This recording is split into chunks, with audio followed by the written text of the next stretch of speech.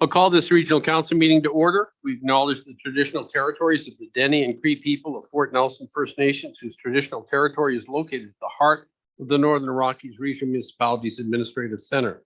We also acknowledge the many Indigenous nations with traditional territory in Northeast British Columbia and the enduring presence of the Métis community. Please be advised that tonight's meeting is available for the public to attend virtually, is being streamed and recorded.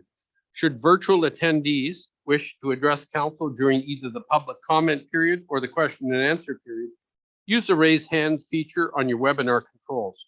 When it is your turn and are prompted, unmute your microphone, state your name, and ask your question. Once your question is ended, you'll be muted again. Are there any council additions tonight? Any CAO additions? Mayor. I just have one addition, letter from the Honorable Josie Osborne. Can I get a motion, please, to adopt the agenda? Moved by Councillor Souls, seconded by Councillor Roper. All those in favor? Carried. Adoption of the, a motion to adopt the minutes of the Regional Council meeting of September 26th and the Special Regional Council of September 26th. Moved by Councillor Gurwin. I need just a correction, please. Correction? Yep. Very well. On the Regional Council, September 26th, page 17, missing the word no, it says that there were questions from the media or public, and I think it should say there were no questions from the media and public. Very well. Can I get a motion to adopt those minutes with the correction? Moved by Councillor Soul, seconded by Councillor Andrews. All those in favor? Carried. Are there any virtual attendees who are commenting on tonight's meeting? Very well. Administration report number 75, Downtown Revitalization Project. Ms. Vandersteen. Good evening, Mayor and Council. The Downtown Revitalization Planning Project is moving ahead as planned. So we've just finished our public engagement session, with the last one being in late September, as a virtual option for anybody who couldn't attend in the summertime. So attached is the engagement summary report, and we just want to provide an update that it is moving forward and we're at this stage, and then are currently working on drafting the draft concepts, which will go out to the public hopefully by the beginning of November. So just providing an update to council on the project and how it's moving forward, and providing that engagement summary. Thank you. Are there any questions for Ms. Vandersteen? Councillor Gurwin. Oh yeah, thank you. No questions. I just wanted to say, like, holy cow, that was such a great report, and some of those comments were like, they were incredible, especially page 33 of that email that was written. So I just encourage absolutely everybody to read it. It's on page 33. It was filled with fantastic ideas, way too many to mention here, but quickly. Like, they have a helping hand theme or a safe passage theme. So many thoughts. It was very, very incredibly well done. So thank you very much to whomever sent in that email. And I hope that they will become involved in future planning and implementation of the Downtown Revitalization Plan. Thanks. Thank you for that. Are there any other comments? Very well. Moving on. Administration report number 76. Ms. Adhikari.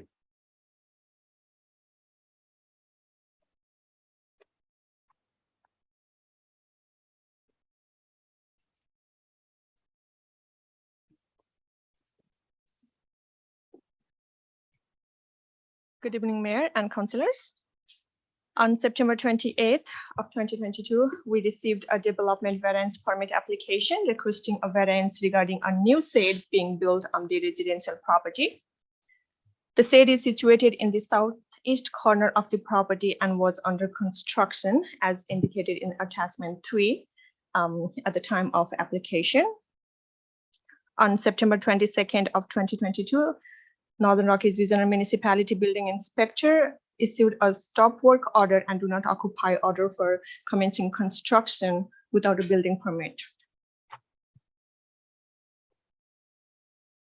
During the review of the building permit that we received, it was observed that various zoning bylaw regulations specific to the required setbacks and building heights were also contravened.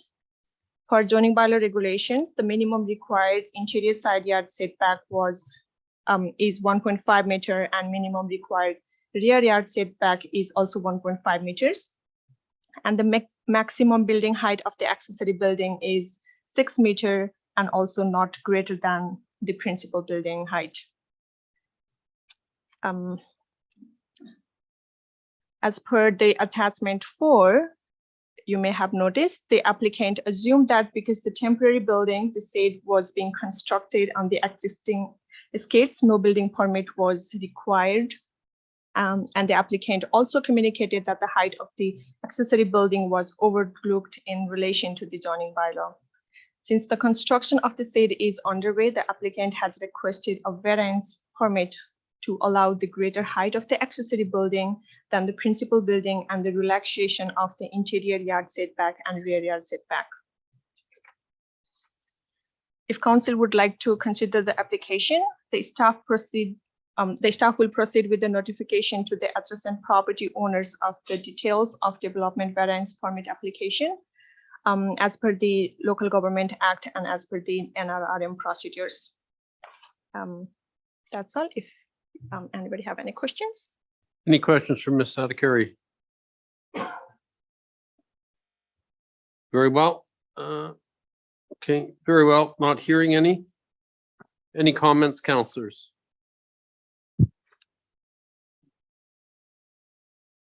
Councillor Souls. The new shed looks a whole lot nicer than the old one.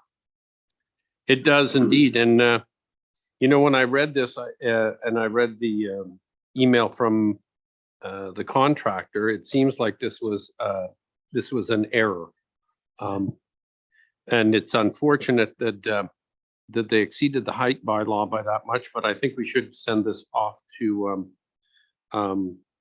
resident property owners for comment.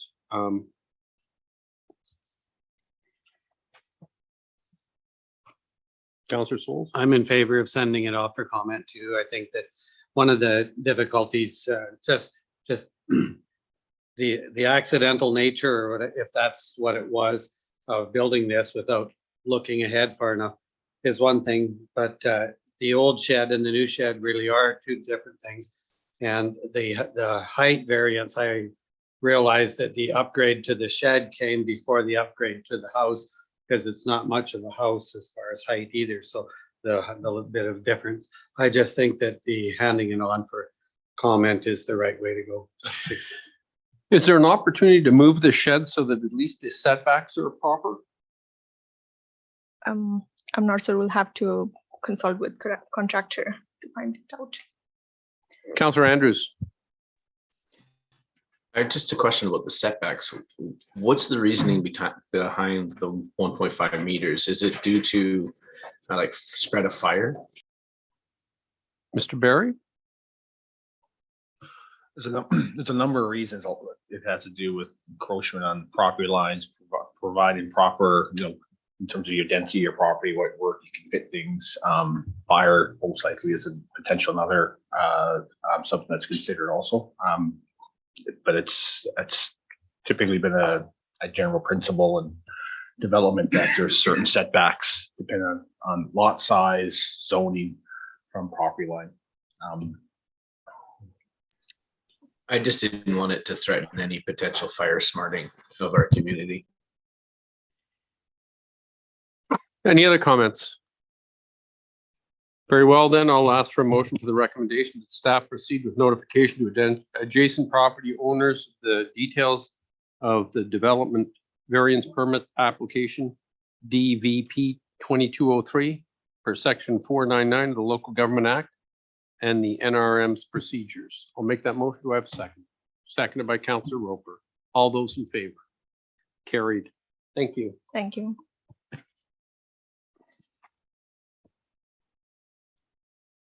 Administration report number 77, associate member insurance for instructors. Ms. Aspen.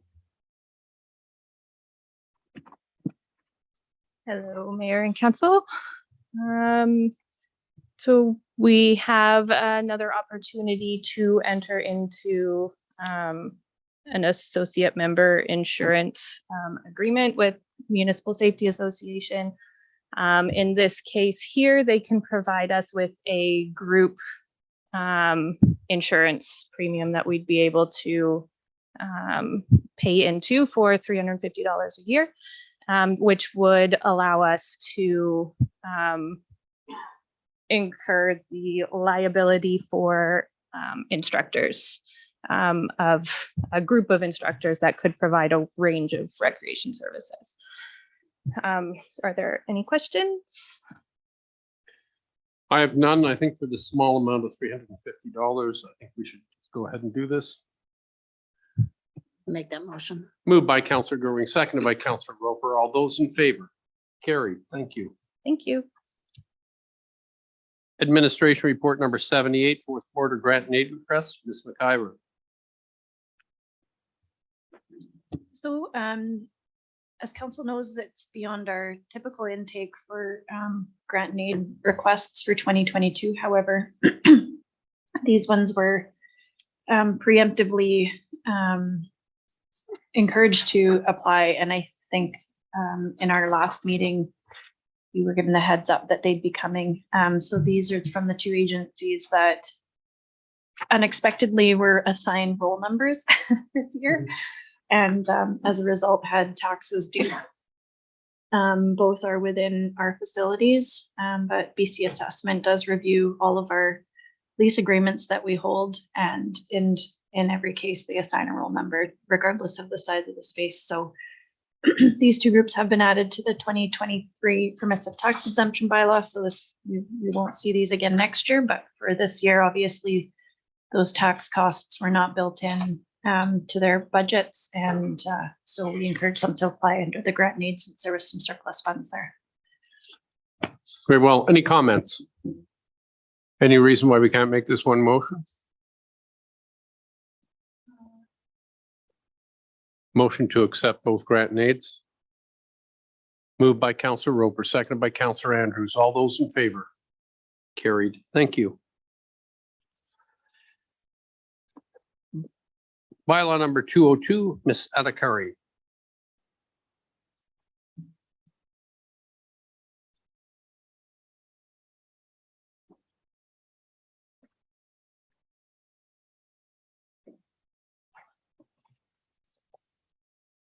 Good evening again.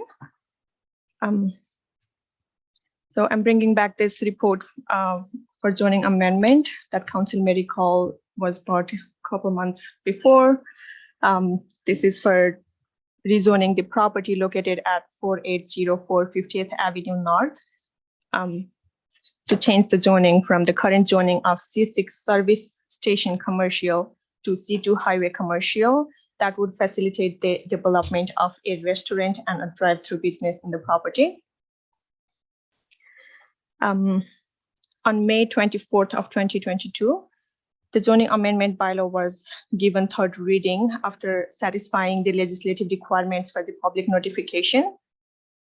And the adoption was subject to the approval. Adoption was actually subjected to two things. One was approval from the Ministry of Transportation for the parcel being located within the 800 meters of the controlled access highway intersection. And the other reason was, as requested by the applicant, the adoption was deferred pending transfer of the property ownership. So on June 29th of 2022, we received the confirmation, approval confirmation from Ministry of Transportation. And on October 6th, we received the confirmation of the applicant being the owner of the property. Since all the requirements has been fulfilled now, it is recommended that the bylaw is given, the bylaw is adopted. Any comments? Very well. I'll ask for a motion for final adoption then. Moved by Counselor Souls, seconded by Counselor Andrews. All those in favor? Carried. Thank you. Thank you. Bylaw number 207, Northern Rockies Regional Municipality Procedure Amendment. Ms. McIver. This is just wrapping up the adoption of the bylaw that council reviewed their last meeting. to amend the procedure bylaw to ensure that the meeting date following an election is in the first 10 days in November. Any questions? Ask for a motion then to approve. Moved by Counselor Gerwin, seconded by Counselor Andrews. All those in favor? Carried. Correspondence, letter from the Honorable Omar Algebra, Minister of Transportation, regarding the Sickney Bridge. Northern Rockies Region Municipality, letter to Brenda Enax, Fort Nelson Event Society. Letter of support for the Northern Lights Festival. And Northern Rockies Region Municipality, letter to Clean Transportation Branch, comments regarding the ZEV Act and Regulations 2022 formal review intentions paper, and letter from Minister Rob Fleming, Minister of Transportation for British Columbia, Fort Nelson River Bridge. For any comments on any of those correspondence? I'm shocked that the Canadian Minister of Transportation didn't have time for a Zoom meeting, and I'm terribly hurt. Council information package received for information for September 28th and council information package for October 5th. Additions, the only addition I have, the Honorable Minister for Lands, Water and Resource Stewardship wrote us a letter. Said, "Dear Mayor Foster, council and staff, thank you so much for hosting me and my staff so generously in Fort Nelson. I absolutely loved my first trip up to the Northeast BC. And in large part, that's because of all the wonderful people I met. Thank you for telling me about all the opportunities you see for your community and explaining some of the historical and present day challenges. I hope I will see many of you at UBCM at Whistler." And we did meet with Minister Osborne, I think socially, at least, at UBCM. Any council reports? Very well. I'll ask for a motion to adjourn this meeting. Moved by Councilor Roper. Seconded by Councilor Souls. All those in favor? Carried.